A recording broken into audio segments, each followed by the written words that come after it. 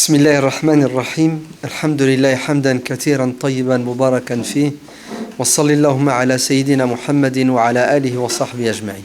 Salam alaikum wa rahmatullahi wa barakatuh. Quelques joyaux de l'histoire de l'Empire ottoman. En guise d'introduction, si on parle des joyaux, c'est parce qu'on a choisi d'en parler, ce qui ne veut pas dire qu'il n'y a pas dans cette histoire de l'Empire ottoman des périodes sombres.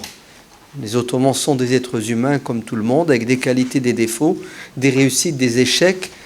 On n'est pas là pour angéliser les Ottomans ni pour les diaboliser comme l'ont fait et continuent à le faire les ennemis des Ottomans, les ennemis de l'Empire ottoman, les ennemis tout simplement de l'islam qui s'attaquent à tout ce qui, à un moment donné de l'histoire, a été au service de la grandeur de cette communauté. Donc, il y avait des choses positives chez les Ottomans, des négatives. Aujourd'hui, on parle du positif. Peut-être une autre fois, on parlera du négatif, Inch'Allah, pour rester juste. Secondo, l'histoire est une matière fondamentale et importante. Vous le savez tous, puisqu'un tiers du Coran, il fait d'histoire, n'est-ce pas? Pourquoi? Parce que, de deux choses l'une ou l'autre, soit nous tirons des leçons de nos ancêtres, et on se base sur leur expérience pour améliorer notre quotidien et nous projeter dans l'avenir. Soit on fait la sourde oreille, on ne veut pas écouter les leçons de l'histoire, et à ce moment-là, nous allons faire du surplace. Peut-être même, on va se tirer une balle dans le pied en recommençant les mêmes erreurs que nos ancêtres, et on n'avance pas. Donc, plonger dans l'histoire est nécessaire pour pouvoir comprendre le présent et se projeter dans l'avenir. Tilkal ayyamu nudawiluha bayna an-nas. L'histoire, les sociétés sont faites de quoi? De règles, de lois. Il faut les connaître pour pouvoir anticiper. Troisièmement, c'est une matière malheureusement aussi bien chez les musulmans que les non-musulmans qui est abordée de deux manières diamétralement opposées. Pour les musulmans, l'histoire de l'islam, c'est l'histoire des musulmans. L'histoire des musulmans, c'est l'histoire de l'islam. On fait une confusion, si bien que lorsque quelqu'un critique ce que les musulmans ont fait, on pense qu'on critique l'islam, alors que ce n'est pas vrai.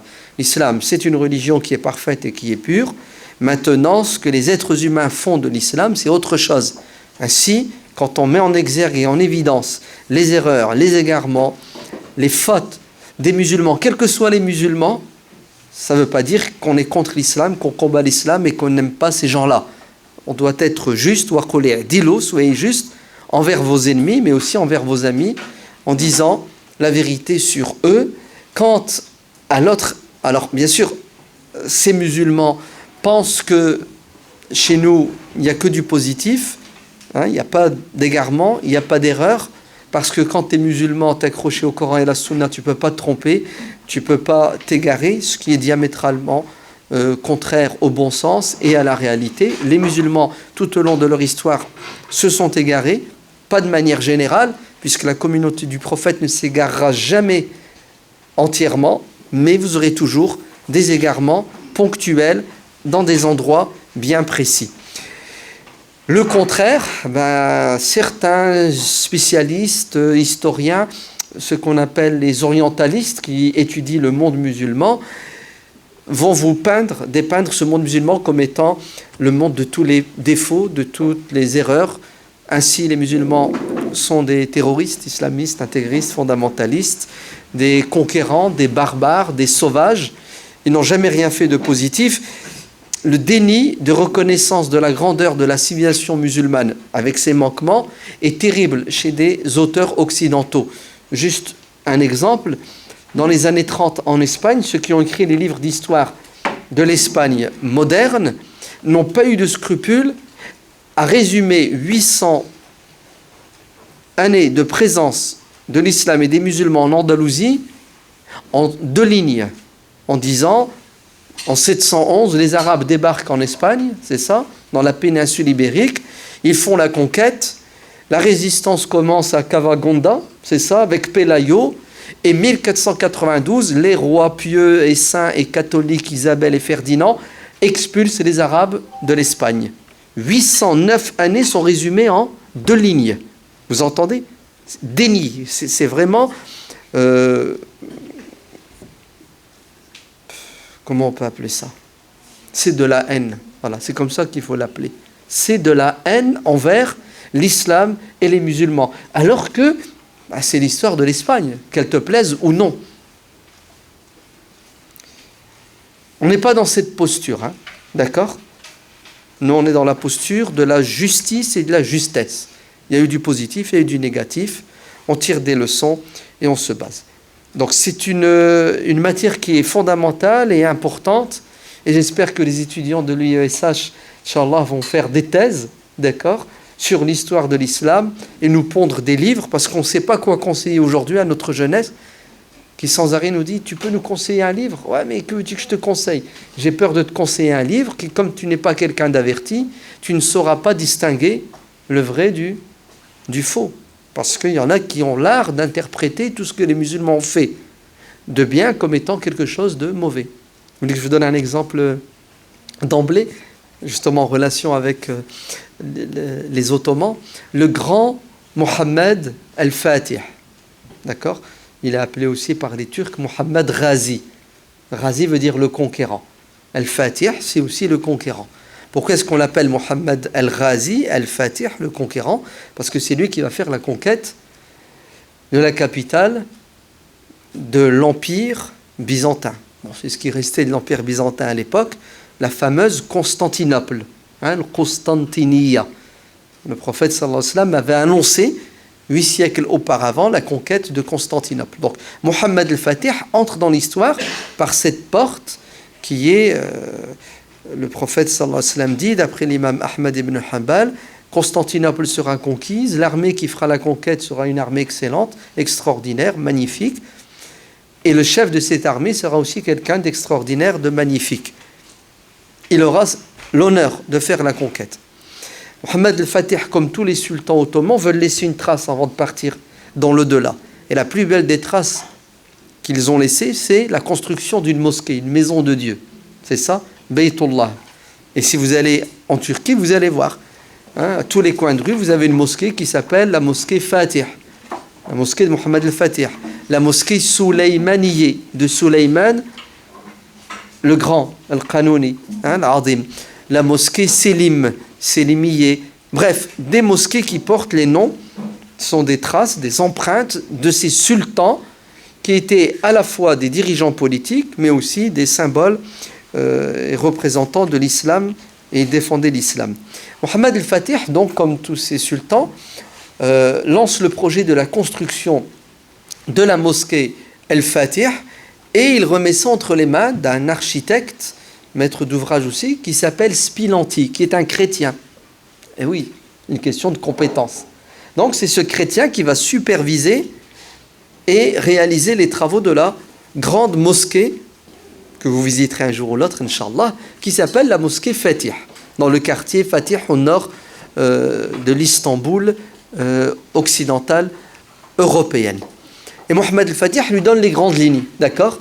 Donc je veux ça. Et parmi les choses qu'il lui dit de faire, c'est des colonnes, hein, des colonnes d'une certaine hauteur pour que la mosquée soit grande, etc.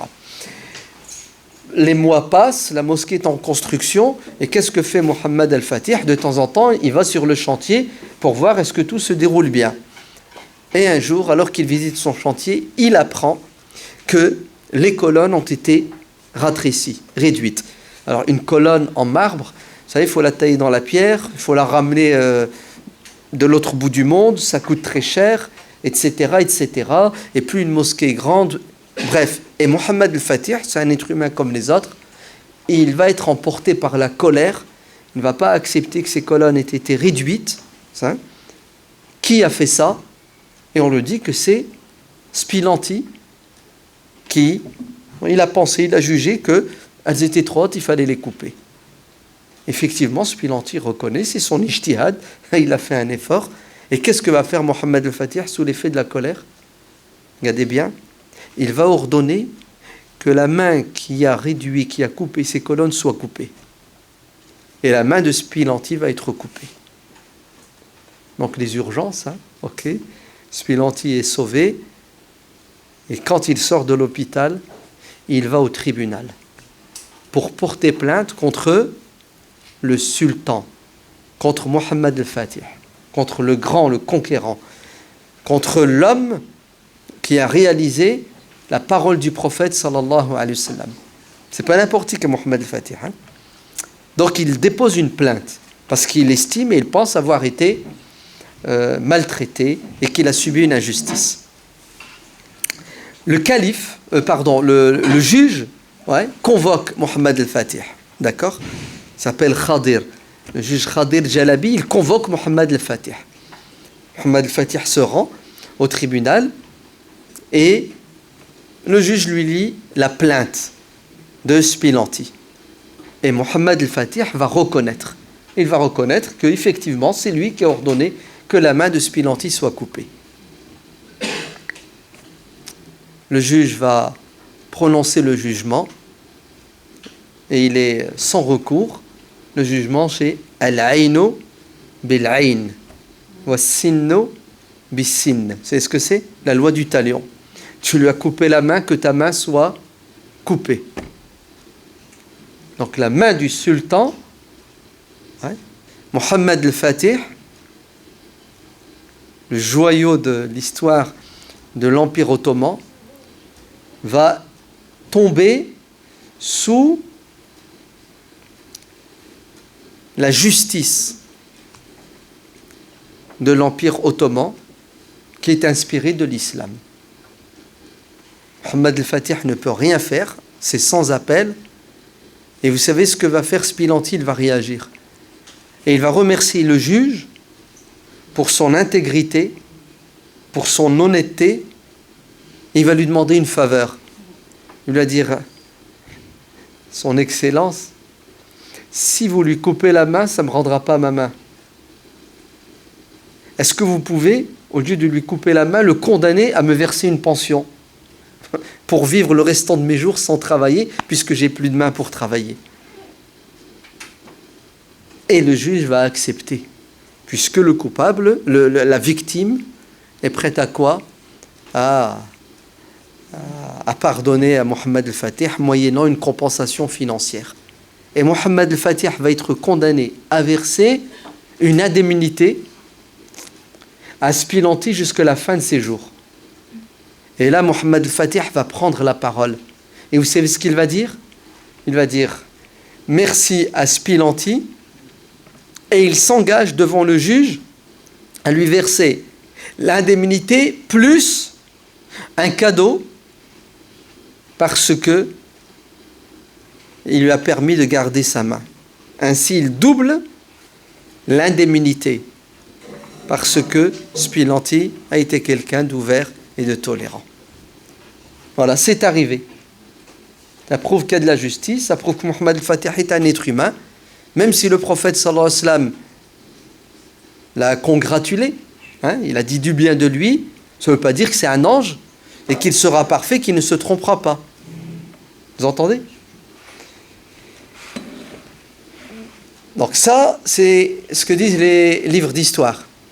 Cette histoire, elle est rapportée, par exemple, par un savant musulman turc historien qui s'appelle Mohammed Orhan Ali, dans son livre magnifique et extraordinaire qui s'appelle Rawa'i' min al-Tarikh al-Uthmani, les merveilles de l'histoire de l'Empire ottoman.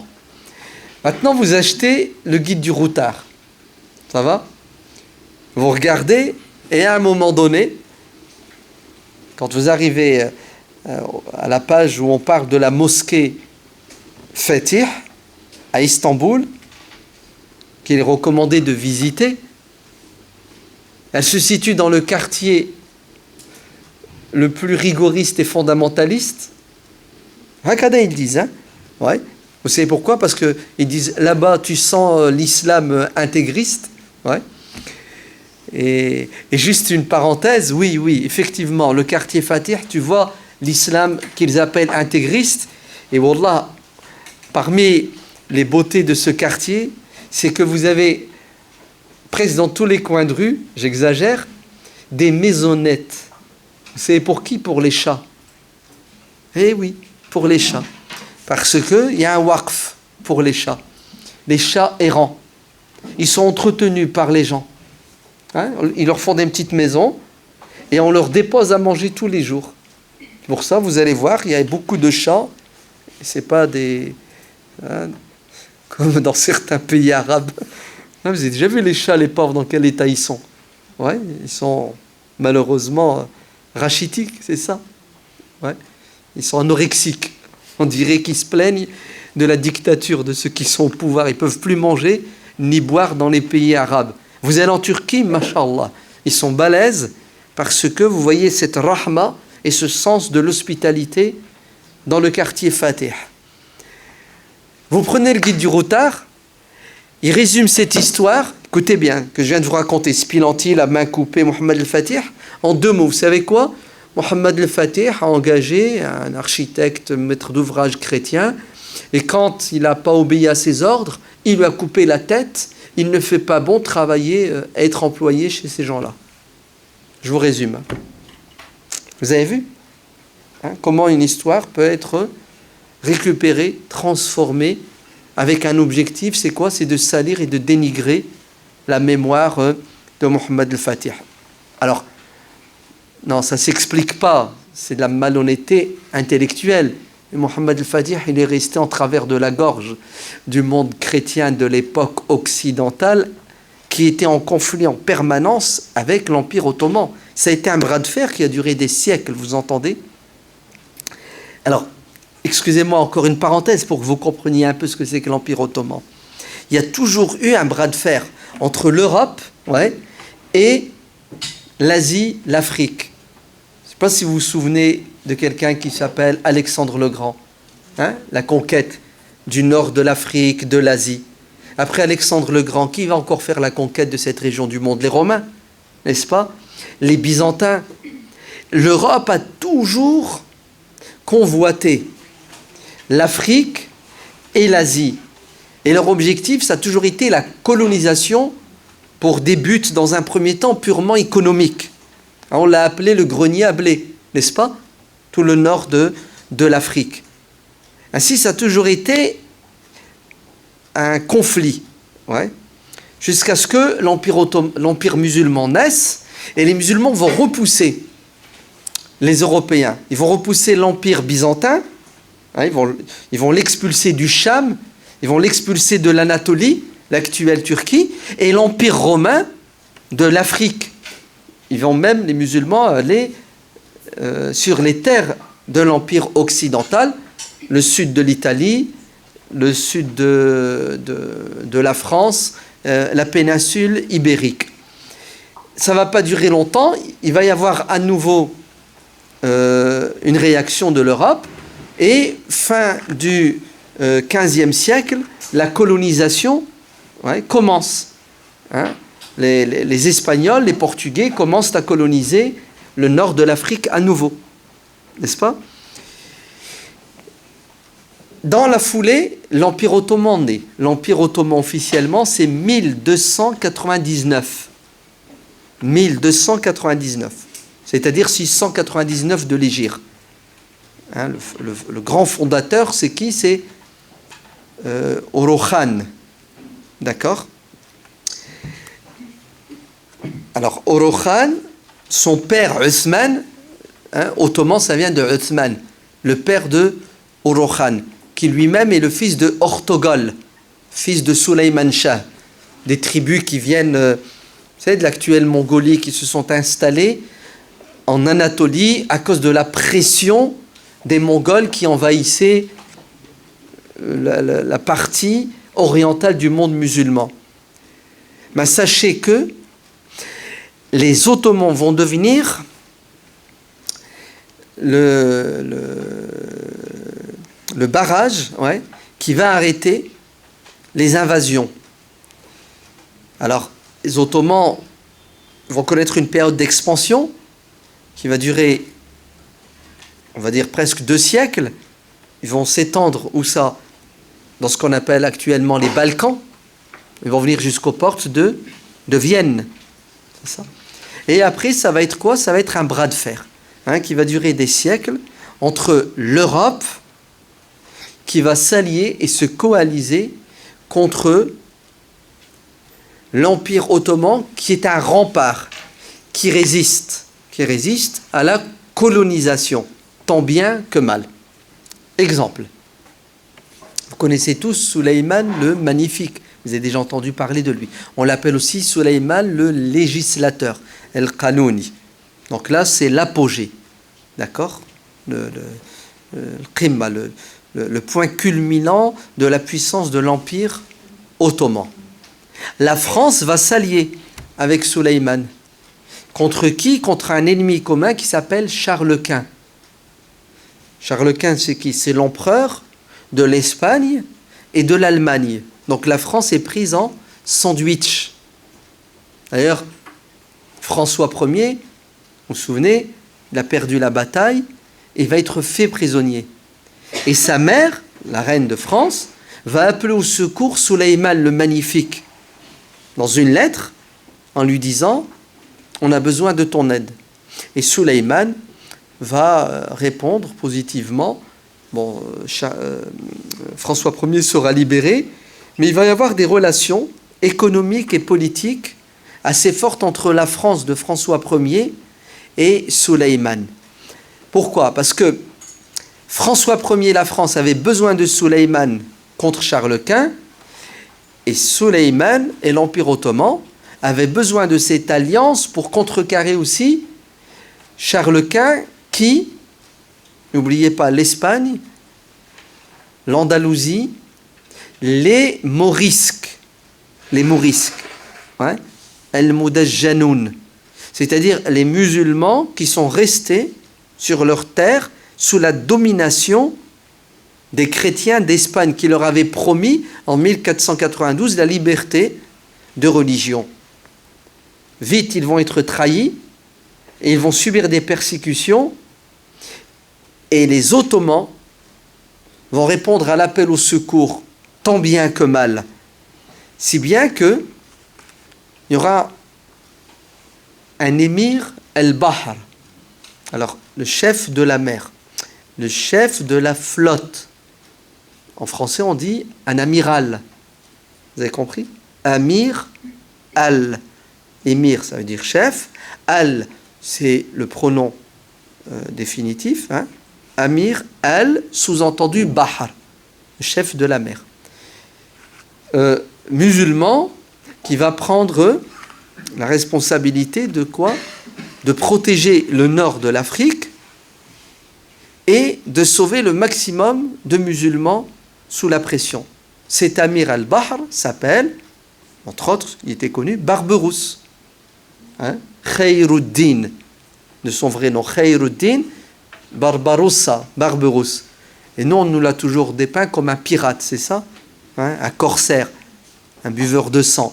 Alors que c'est un moujahid, avec ses frères à Rouge et d'autres, ils étaient installés à Alger, le pignon d'Alger, c'est l'actuel Alger. Et c'est de là qu'ils partaient pour faire face à la flotte portugaise et espagnole, et ils vont sauver des centaines, des dizaines de milliers de musulmans.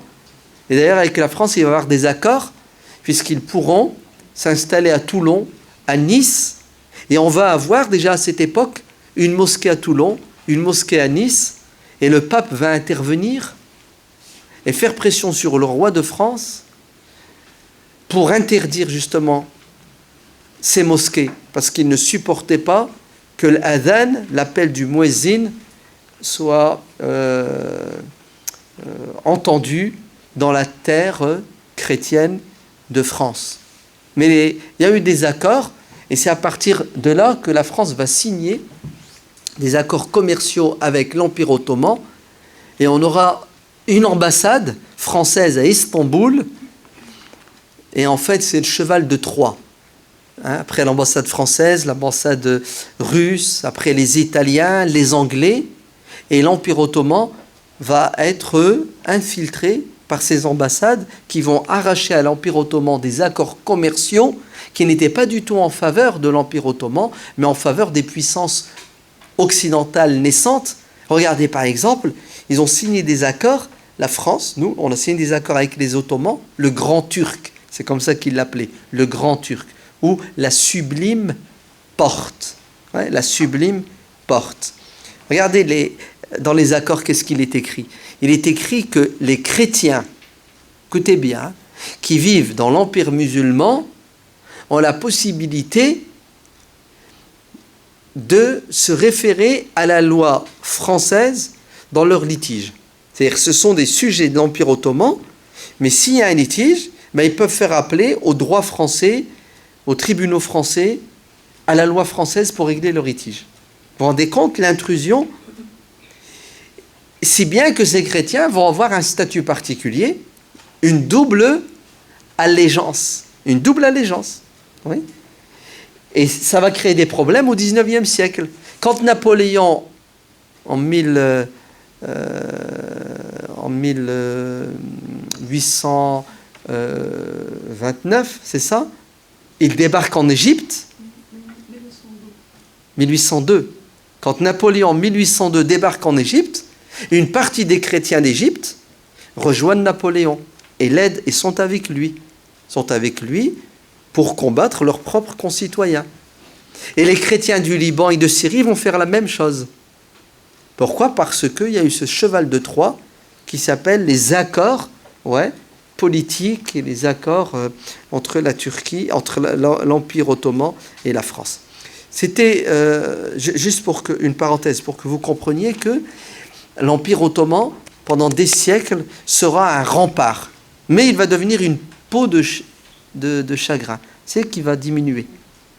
Très bien. Ce qui a fait la force de l'Empire ottoman pendant les premiers siècles, c'est son armée. Une armée qui a été créée et fondée par Morad Ier. Morad va fonder une armée qu'on appelle la Nouvelle Armée. C'est-à-dire en français les janissaires.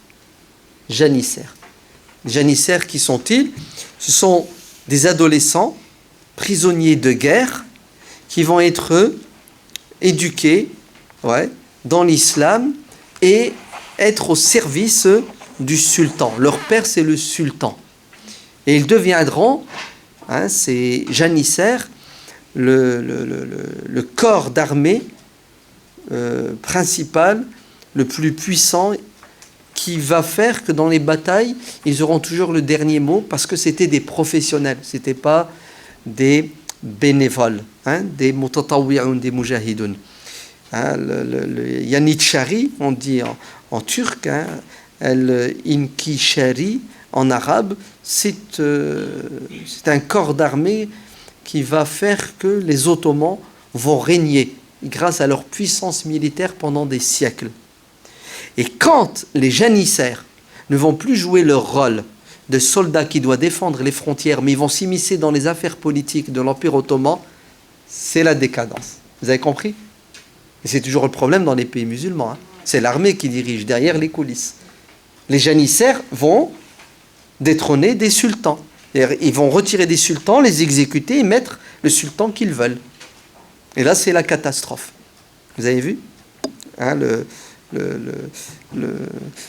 L'armée qui est censée protéger, elle détruit le pays. Un événement qui est important, en 1389, retenez la date, il va y avoir dans les Balkans une bataille qui s'appelle la bataille du Kosovo. Kosovo, on ne dit pas comme ça chez les historiens musulmans, la bataille du Kosova. Kosovo. Vous connaissez le Kosovo, là? En fait, c'est plutôt Kosova. La preuve, on dit les Kosovars. On ne dit pas les Kosovars, on dit les Kosovars. Le Kosovo. Cette bataille du Kosovo, elle est importante. Pourquoi est-ce qu'elle est importante? Parce que il va y avoir une croisade contre les Ottomans, et c'est Morad Ier qui va faire que le 20 mars 1389, les Ottomans vont gagner cette bataille. Mais regardez l'impact de cette bataille. Écoutez bien, pour ceux qui sont un peu âgés, 1994, ça vous dit quelque chose? Non? Oui, la guerre de Bosnie. Donc, je vais vous rafraîchir la mémoire. Avant, il y avait ce qu'on appelle la Yougoslavie. D'accord? Donc, démembrement et démantèlement de l'Empire soviétique, l'URSS. Toutes les provinces demandent leur indépendance, c'est ça. La Serbie devient indépendante, la Croatie devient indépendante. Et puis, vous avez la Bosnie-Herzégovine, qui elle aussi devient indépendante. Il y a des élections, et il y a un parti qui gagne les élections. Ce parti a à sa tête un homme qui s'appelle Ali Izzat Begovic, rahimahullah. Ouais. Alors Ali Izzat Begovic, c'est pas n'importe qui. Quand il était jeune, il est allé en Égypte faire ses études. Et bien sûr, dans les années 40, tu vas en Égypte faire tes études, tu es obligé de rencontrer le réformateur de l'islam du XXe siècle, Hassan al-Banna. Donc il va en Égypte, il va boire et manger du Hassan al-Banna, de l'islam contemporain, de l'islam économique, politique, spirituel, intellectuel, etc. L'islam dans sa globalité. Il revient chez lui, dans les Balkans, et il fait quoi? Il fait le travail de réislamisation, un travail de réveil de l'islam. Bref, Ali Izzat va créer un parti où vous avez des musulmans et des non-musulmans, puisqu'il est ouvert d'esprit, d'accord, puisqu'il a une conception de l'islam du juste milieu. Et puis, il gagne les élections. Et la réaction de qui? Des Serbes.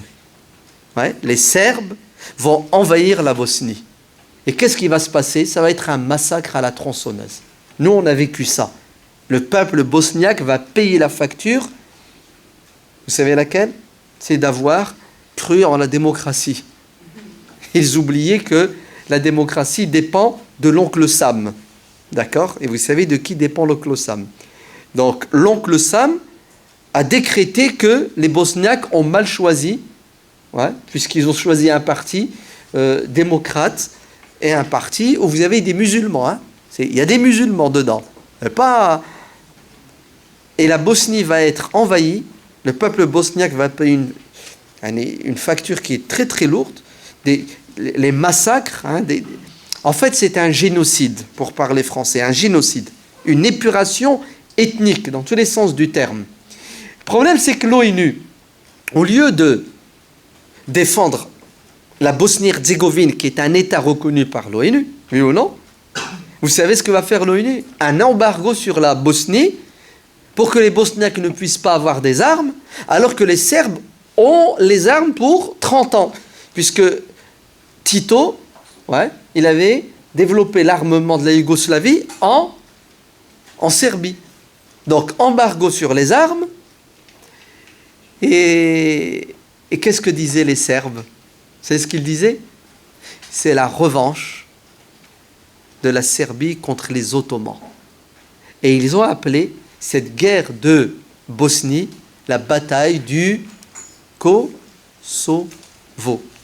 1389, c'est resté dans la mémoire de qui? Des Serbes. Jusque 1994, ils envahissent la Bosnie et ils tuent, ils massacrent les Bosniaques qui, pour les Serbes, sont des Ottomans.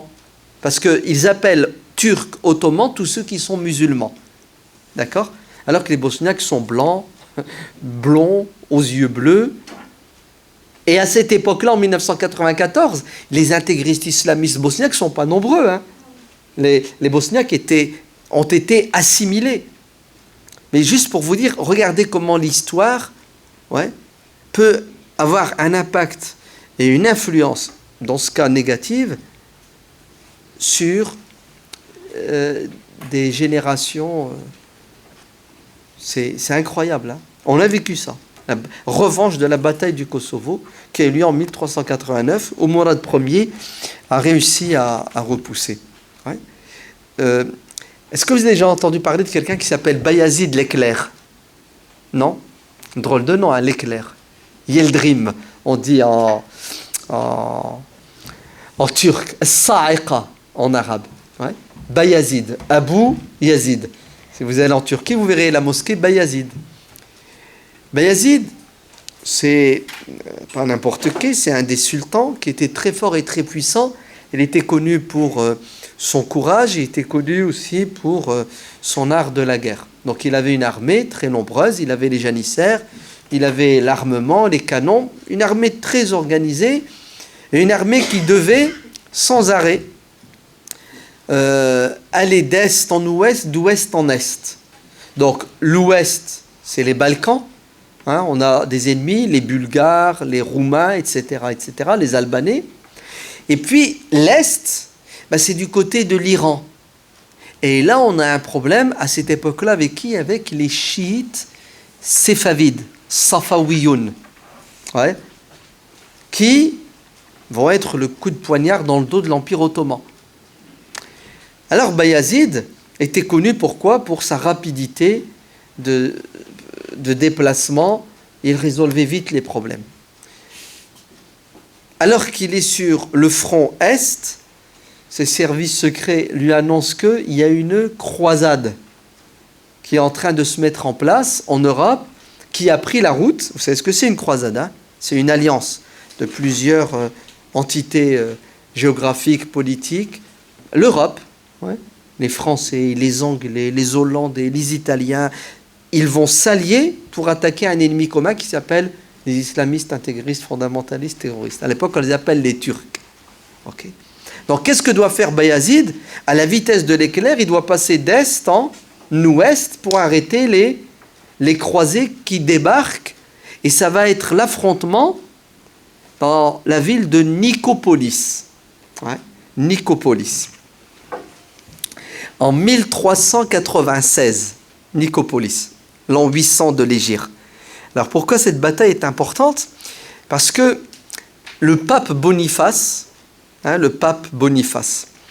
va lever une croisade et inciter tous les rois européens à s'unir contre un ennemi commun, malgré leurs divergences.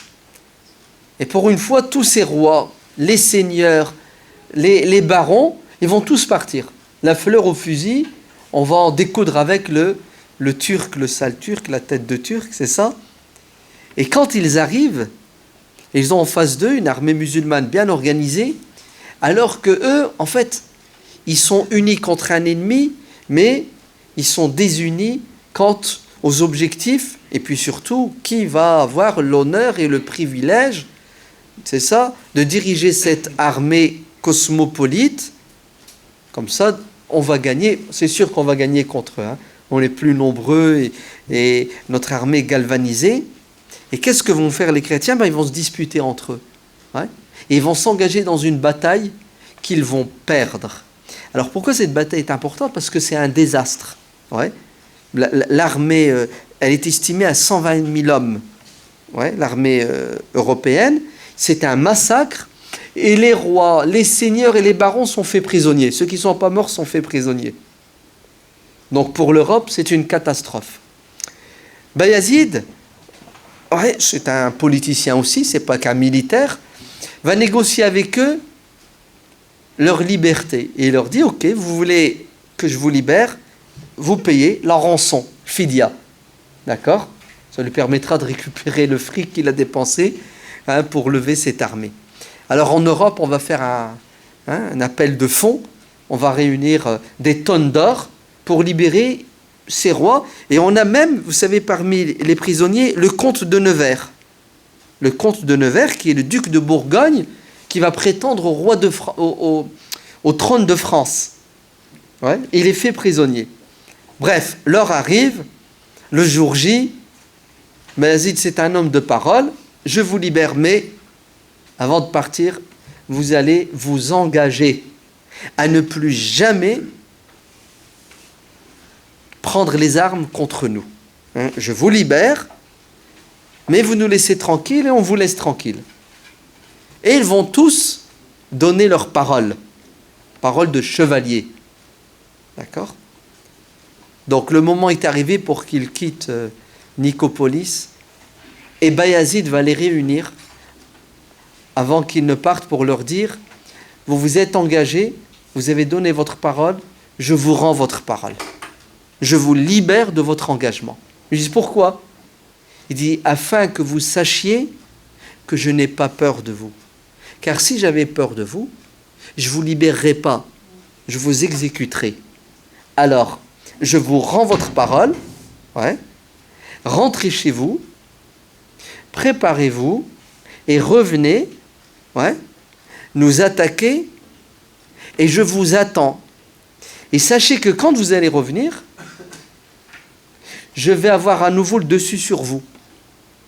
Parce que, écoutez bien ce que va dire Bayazid, je ne vous crains pas, et secondo, Dieu nous a crié pour vous combattre et gagner contre vous.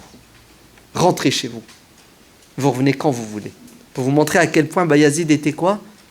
Était sûr de lui. Hein ? Il connaissait ses points forts, il connaissait les faiblesses de son ennemi. C'est pour ça l'Europe va vivre un cauchemar qui va durer des siècles. C'est qui son cauchemar ? C'est les Turcs.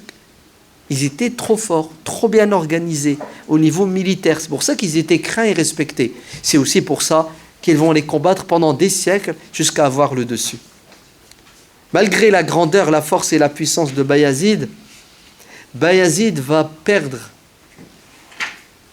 une bataille qui s'appelle la bataille d'Ankara. Vous connaissez Ankara, c'est l'actuelle capitale politique de la Turquie. En l'an 1402, donc 6 ans après la bataille de Nicopolis, à Ankara, Bayazid va être déchu. Et à Ankara, il se bat contre qui, Bayazid ? Vous savez contre qui ? C'est ça le mousseba de l'histoire de l'islam. Il se bat contre des musulmans. Qui sont ces musulmans-là ? Les Mongols, Tamerlan, Timurlank, Tamerlan. C'est un Mongol converti à l'islam. Bon, c'est un grand mot, converti à l'islam. Moitié musulman, moitié...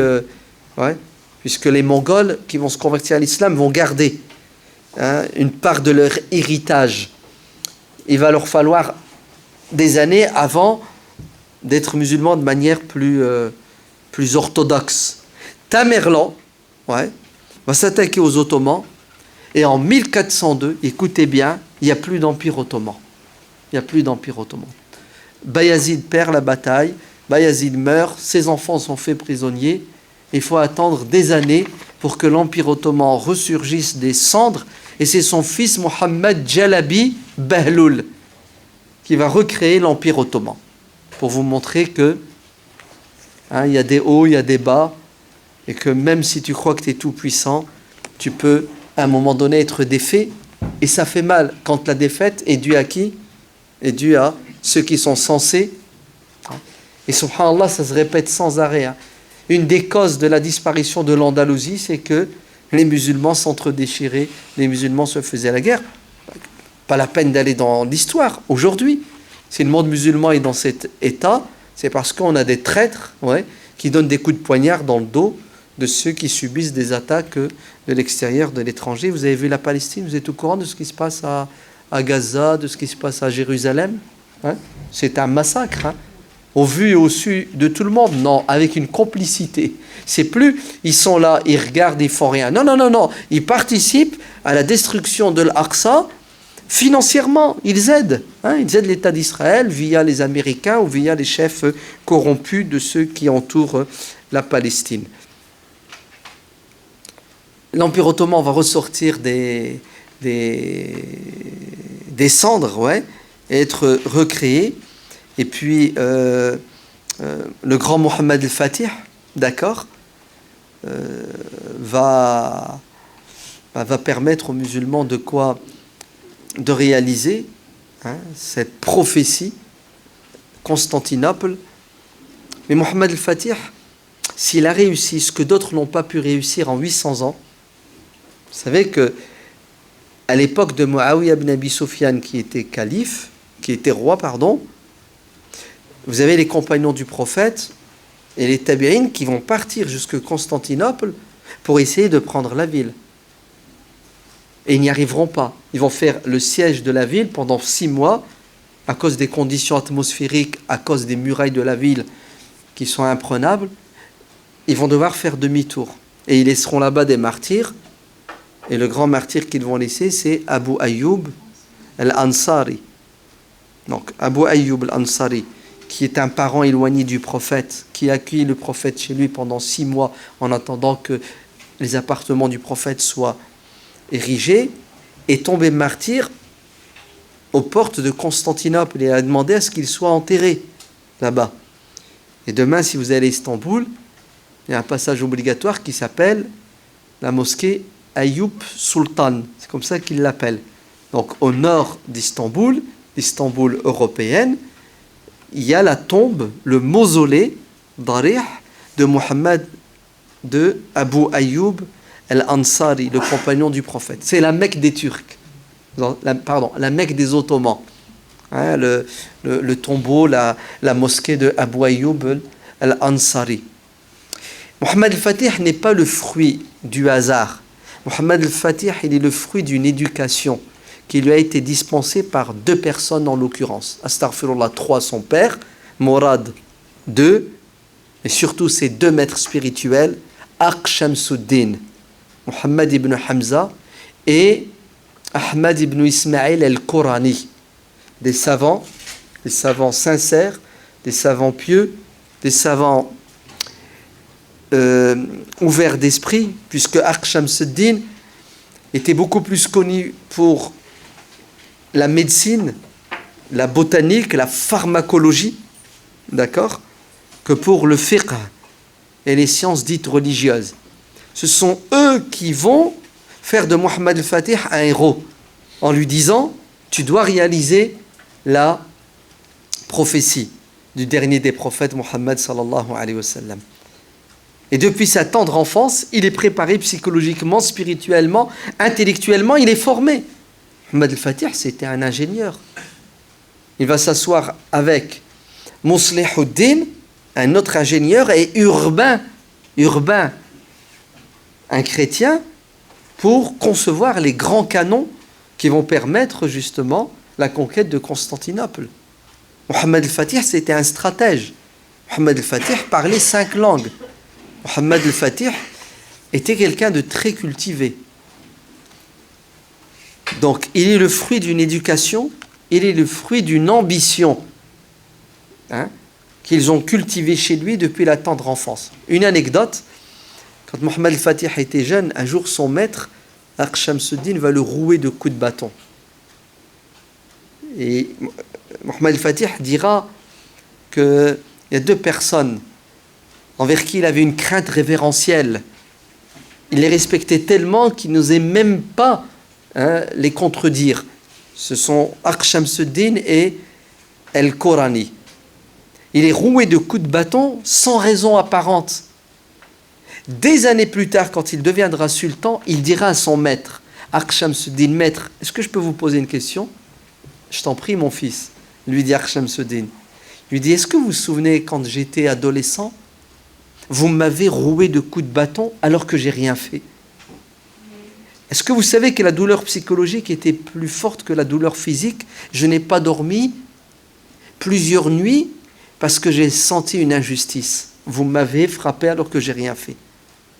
Vous pouvez me dire pourquoi vous m'avez frappé ce jour-là? Aq Shamsuddin lui dira, je t'ai frappé ce jour-là pour te préparer, car je savais que tu allais devenir un sultan, un homme qui allait avoir du pouvoir. Alors, j'ai voulu que tu goûtes à l'injustice et que tu saches ce que c'est que subir l'ignominie. Afin que le jour où tu deviendras sultan, tu ne commettras pas d'injustice et tu sauras que si tu commets une injustice, que la personne qui a subi ton injustice ne dort pas la nuit et prie Dieu contre toi. En fait, il lui a donné une leçon concrète et pratique de ce que c'est que le dhulm, car la pire des choses pour quelqu'un qui dirige, c'est d'être injuste. Vous le savez, ça. Ouais. وَمَا كَانَ رَبُّكَ لِيُهْلِكَ بِظُلْمٍ الْقُرَى وَأَهْلُهَا مُصْلِحُونَ. C'est-à-dire, tant que les gens, tant que dans une société, il y a de la justice, Dieu est avec cette société, il ne la détruit pas. Le jour où la justice disparaît, elle est vouée à quoi? Elle est vouée à une disparition sûre et certaine. Donc, Mohammed al-Fatih, c'était un très grand personnage avec ses qualités et aussi avec ses défauts. Est-ce que vous avez déjà entendu parler de Salim? Salim le terrible, Yuruz, comme ça qu'il l'appelle. Salim faisait peur. Il était terrible, tout le monde le craignait. Ouais. Un Salim le terrible. Bien qu'il avait cette réputation de quelqu'un qu'on craignait, c'était quelqu'un de juste et quelqu'un de pieux. Regardez ce qui va lui arriver.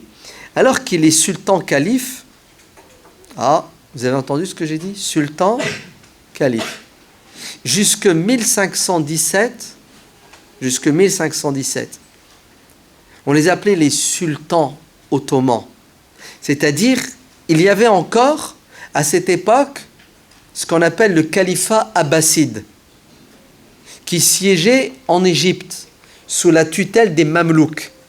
Bon, c'était devenu des pantins. Les vrais dirigeants étaient les Mamelouks. Mais le monde musulman était divisé. En 1517, ouvrez bien vos oreilles, qui va prendre le relais de l'Empire abbasside? Ce sont les Ottomans. C'est-à-dire, ils ne deviennent plus les Ottomans. Une entité politique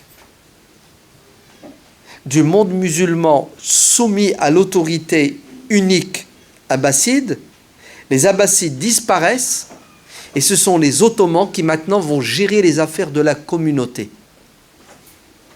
Donc ils deviennent califes, ceux qui représentent l'islam et qui défendent l'islam. D'ailleurs, à Damas, la première khutba à laquelle il assistera en tant que calife, l'imam lui donnera le titre de Hami al-Haramain, le protecteur des deux lieux saints. Hami al-Haramain. Et Salim réagira en lui disant: non, je ne suis pas le protecteur des deux lieux saints, mais je suis Khadim al-Haramain, le serviteur des lieux saints. Le serviteur des lieux saints. C'est comme ça que tu dois me nommer, et porteront le titre de serviteur des lieux saints. Regardez, quand Salim est calife, il va y avoir des troubles dans les Balkans. Une communauté chrétienne va toujours entrer en conflit avec l'autorité. Des révoltes. Une fois, deux fois, trois fois. À la fin, Salim, il en a marre. Et vous savez ce qu'il décide de faire? Il décide de leur imposer l'islam. On a tout essayé avec ces gens-là. Ils ne veulent pas se soumettre à l'autorité politique. Je vais leur imposer l'islam, et s'ils refusent de se convertir, je leur coupe la tête. Lorsque le Cheikh al-Islam, on va l'appeler le ministre des Affaires religieuses, d'accord, apprend la nouvelle, il demande une entrevue avec le calife qui lui est accordée, bien entendu. Et le Cheikh al-Islam, Ali Jamali Afandi, va interpeller Salim le terrible. C'est ce que ça veut dire, le terrible. Personne n'osait le contredire. Et vous savez ce qu'il va lui dire? Il va lui dire: j'ai appris que tu voulais convertir ces chrétiens-là parce qu'ils causent des troubles. Il lui a dit oui. Il lui dit: sache que tu n'as pas le droit, car Dieu dit dans le Coran: la ikraha fi din, point de contrainte à religion. Salim va lui dire: occupe-toi du din, je m'occupe de la dunya. C'est pas ton domaine, ça. Le politique, c'est pour moi. Laisse-moi gérer. J'ai des révoltes, ces gens-là, j'ai tout essayé avec eux, et tu vas voir. Vous savez qu'est-ce que lui a dit Cheikh al-Islam Afandi? Il va lui dire: je vais m'occuper de ton din et de ta dunya. Et Salim, qui est quelqu'un qui a une forte personnalité, lui dira: c'est pas ton domaine, c'est mon domaine. Et le Cheikh al-Islam ne lâche pas. Il lui dit: non, je vais m'occuper de ton din et de ta dunya. Ton père n'était pas comme toi, Sulayman. Et Salim va lui dire: et si je refuse d'obtempérer, tu vas faire quoi?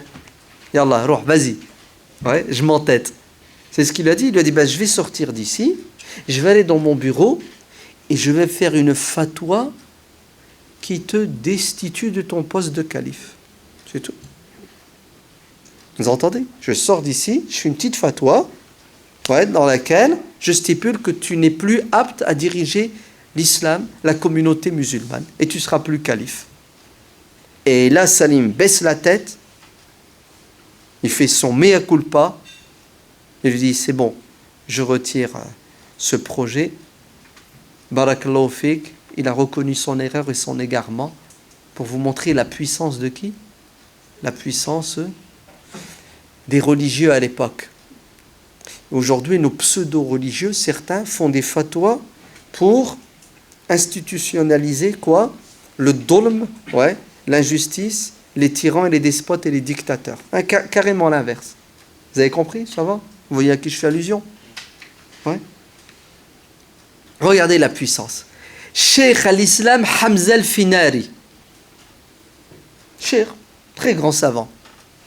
Un jour, il reçoit, c'est un khad et un juge, quelqu'un qui vient déposer une plainte. Une plainte contre un haut responsable politique qui lui a pris une partie de ses terres. Cheikh al-Islam convoque le responsable politique. Il lui dit, voilà, Hada, il prétend que. Le responsable lui dit, c'est un menteur. Il lui dit, oui, mais lui, il a des documents qui attestent que cette terre lui appartient. Il lui dit, la terre ne lui appartient pas, elle m'appartient. Il lui dit, c'est quoi la preuve qu'elle t'appartient? Il lui dit, la preuve, c'est le sultan, le calife. Le calife, Salim, ouais, est témoin que ces terres m'appartiennent. Donc normalement, qu'est-ce que doit faire le Cheikh al-Islam, Hamza al-Finari? Il doit convoquer le sultan pour écouter son témoignage. Vous savez ce qu'il lui dit? Il lui dit, le témoignage du sultan est caduc. Le sultan n'est pas apte à quoi? À venir témoigner parce que je ne le reconnais pas comme quelqu'un digne d'être un témoin honnête. Et là, avec le taré, là, le tyran, lui dit, ah bon, il est sultan, il dirige la communauté et tu ne le reconnais pas comme un témoin fiable et honnête? Il lui dit oui. Direct, il est parti le balancer. Il est parti dire au sultan, voilà ce que Cheikh al-Islam dit de toi. Et Cheikh al-Islam va être convoqué par le sultan. Et le sultan va lui dire, il paraît que tu as dit que je n'étais pas un témoin digne et honnête. Il a dit, nahab, tout à fait. Il lui dit, pourquoi? Allez, je bois de l'alcool, j'ai tué, j'ai volé. Il a dit, non. Il lui a dit, ça fait des années que je suis imam dans la mosquée qui est collée à ton palais et je t'ai jamais vu faire la prière dans la mosquée. Pour moi, tu n'es pas quelqu'un de digne. Faqat, pour ça. C'est ce qu'a fait Salim. Il ne l'a pas exécuté, il ne l'a pas mis en prison. Ouais, il ne lui a pas dit, t'es un islamiste, intégriste. Il a baissé la tête. Il lui a dit, tu as raison. Et regardez ce que va faire Salim. Il va construire une mosquée qui est collée à son palais pour pouvoir sortir du palais, entrer dans la mosquée et il va désigner un imam qui s'appellera Cheikh al-Islam Hamza al-Finari.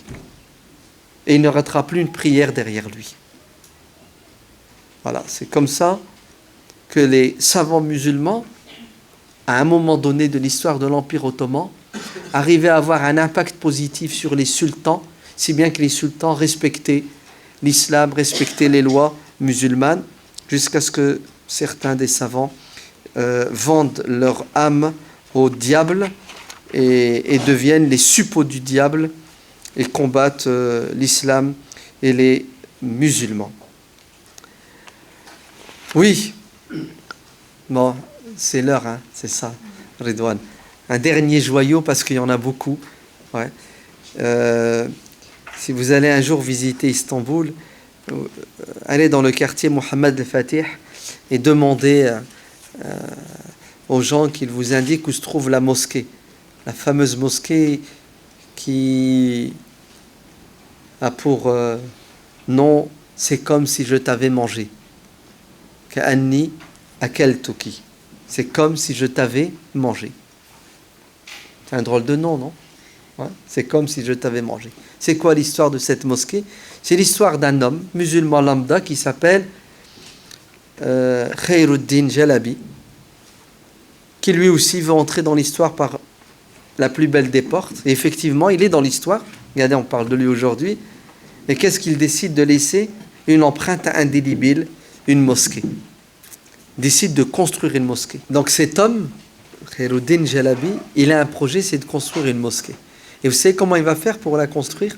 Il va faire un djihad contre son nefs. On a tous des péchés mignons, n'est-ce pas? Ouais. Tous les matins, quand il allait au souk, au marché pour faire ses courses, il s'arrêtait devant l'étalage de fruits et légumes. Et il aimait bien les pommes. Il prenait une pomme, il la regardait. Il lui disait, c'est comme si je t'avais mangé. Et il la remettait à sa place. Il rentrait chez lui. Et l'argent qu'il devait mettre dans la pomme, il le mettait dans une tirelire. Tous les matins, il faisait l'économie d'1 €. Tu sais, un café. Ouais. Une petite canette. D'accord?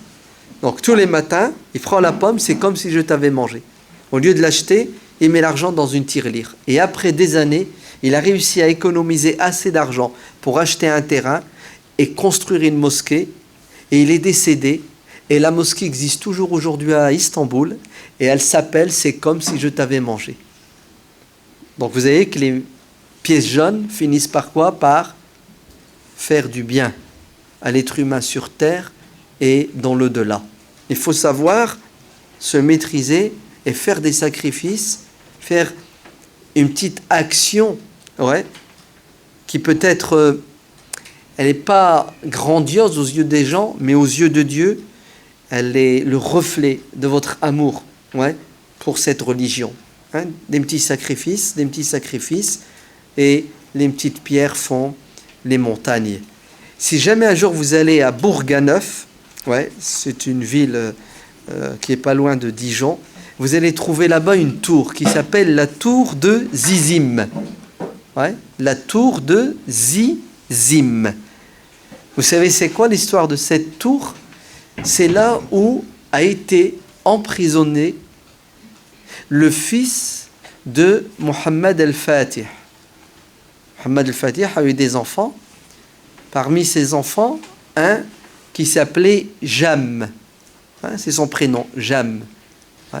Hada, ce fils, malheureusement, il va créer des troubles dans l'Empire ottoman. Il va prendre les armes contre son frère. Lutte, ouais, de pouvoir. Et il va aller jusqu'à s'allier avec les ennemis pour renverser son frère, pour être sultan. Et il va être fait prisonnier. Et Pierre d'Aubusson, qui était à Rhodes, ouais, va l'envoyer en France parce que le pape Innocent le voulait pour l'utiliser comme monnaie d'échange et de pression contre les Ottomans. Et il va être fait prisonnier à Bourganeuf et il mourra là-bas et il disparaîtra dans les oubliettes de l'histoire parce que malheureusement il a trahi pour des questions de pouvoir. Eh oui, ça arrive. Hein. Allez, on va clôturer avec le grand sultan Abdelhamid, hein, le dernier des derniers, à qui on a proposé l'or du monde entier. Pourquoi? Pour faire un petit don, ouais, qui s'appelle le 3e lieu saint de l'islam, la terre bénite et sainte de Jérusalem, puisque Théodore Herzl, le président du Congrès juif mondial, les sionistes, en 1898, quand ils ont décidé de créer un foyer réservé uniquement aux juifs, ils ont mis une option sur la Palestine. La Palestine qui à l'époque fait partie de l'Empire ottoman, mais sous mandat britannique. Ouais, vous avez compris quelque chose? Il n'y a rien à comprendre. Ouais. Ça appartient à l'Empire ottoman, mais c'est les Britanniques qui gèrent. C'est la réalité. Bref, donc ils sont allés voir le sultan Abdelhamid, ils ont pris rendez-vous avec lui, et ils lui ont dit, écoute, l'Empire ottoman croule sous les dettes. Hein, ils ont saboté l'Empire ottoman. Ouais, les banques européennes n'ont cessé de prêter de l'argent à l'Empire ottoman jusqu'à ce qu'ils deviennent prisonniers. Ça vous dit quelque chose, le FMI? C'est ça, hein? Je te soumets économiquement pour que tu n'aies plus d'indépendance politique. Donc l'Empire ottoman était prisonnier. D'accord? Et ils lui ont dit, écoute, on efface tes dettes. C'est-à-dire, nous, Rothschild, Théodore Herzl était avec Rothschild, tes dettes sont effacées. Et en échange, tu nous donnes la Palestine. Et le sultan Abdelhamid leur dira, il est hors de question que je vous donne quelque chose qui ne m'appartient pas. La Palestine ne m'appartient pas. C'est une terre musulmane, c'est un waqf, ok, ancestral. Tant que je suis vivant, vous n'aurez pas 1 cm² de la Palestine. Il leur dit, écoute, si tu ne veux pas nous la donner moyennant les écus d'or, on l'aura. Il leur a dit, vous ne l'aurez pas tant que je serai vivant. Et effectivement, ils l'ont détrôné, ils vont faire un coup d'État, ils vont fomenter un coup d'État. Et le sultan Abdelhamid, parce qu'il est resté honnête et fidèle jusqu'au bout, subira les foudres de Zeus. D'accord ? Et la Palestine sera ensuite livrée sur un plateau via les Anglais aux sionistes. Et vous savez ce qui se passe aujourd'hui. Bon, il y a beaucoup de choses à dire sur l'Empire ottoman. Une autre fois, sinon je vous renvoie à quelques interventions où je conte l'histoire de l'Empire ottoman jusque Sulayman le Magnifique. Que Dieu vous bénisse. Et vous écoutez toujours avec un esprit critique et puis vous continuez vos recherches. Écoutez, je pense qu'il faut s'arrêter. Si vous n'avez rien à dire, tant mieux. On se sépare. Si vous avez des critiques, des remarques, la parole est à vous. Vous savez qu'on est en France, liberté d'expression. Vous n'avez rien à craindre.